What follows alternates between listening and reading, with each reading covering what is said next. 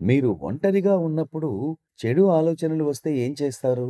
అప్పుడు మీరు ధ్యానం చేస్తున్నారనుకోండి. ఏం చేస్తారు? जब ध्यान में बैठे हो ముఖ్యంగా ప్రిసెప్టర్‌తో లేదా మాస్టర్‌తో ధ్యానిస్తున్నప్పుడు చెడు ఆలోచనలు వస్తే, ఈ సమయంలో ఈ ఆలోచనలు వస్తున్నాయేంటి అనుకుంటారు. ఇతనికి ఇంత దానం చేశాను, అతనికి మంచి భోజనం పెట్టాను వంటి మంచి ఆలోచనలు వస్తే అంతగా ఆలోచించము. అదే ఆలోచనలో అలాగే కొనసాగుతాం. ఇంత దానం చేశాను, ఇది చేయాలి, అది చేయాలి అనుకుంటాం. అవి కూడా ఆలోచనలే.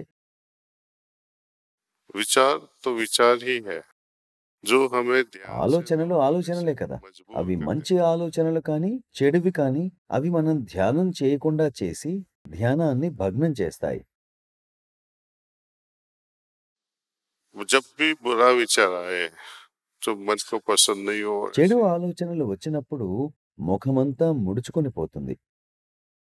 ఇలాంటి ఆలోచనలు ఇప్పుడు వచ్చాయేంటి? ఒక్క క్షణం కళ్ళు తెరవండి. ఇదొక పద్ధతి. రెండవ పద్ధతి ఏంటంటే ప్రార్థన చేయండి. హార్ట్‌ఫుల్‌నెస్‌లో ఉన్న ప్రార్థన. ये तो अपनी जो सहज मार्ग की हार्टफुलनेस की प्रेयर है। हे नाथ ఓ మాస్టర్, మానవ జీవితమునకు యథార్థ లక్ష్యము నీవే అని ప్రార్థించటం రెండవ పద్ధతి.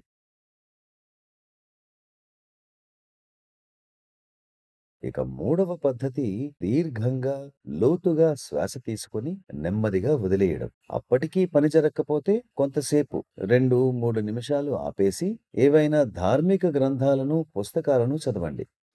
किताब पढ़ लो कोई अच्छी धार्मिक ధ్యానం చేసే మానసిక స్థితిని ఏర్పరచుకోండి. ధ్యానం చేయడానికి ప్రయత్నించండి. కొంత తేడా అయితే ఉంటుంది. ఇన్ని పద్ధతులు పాటించినా పని జరక్కపోతే ఈశ్వరునికి శరణాగతి నొంది ఆయనకే వదిలేయండి.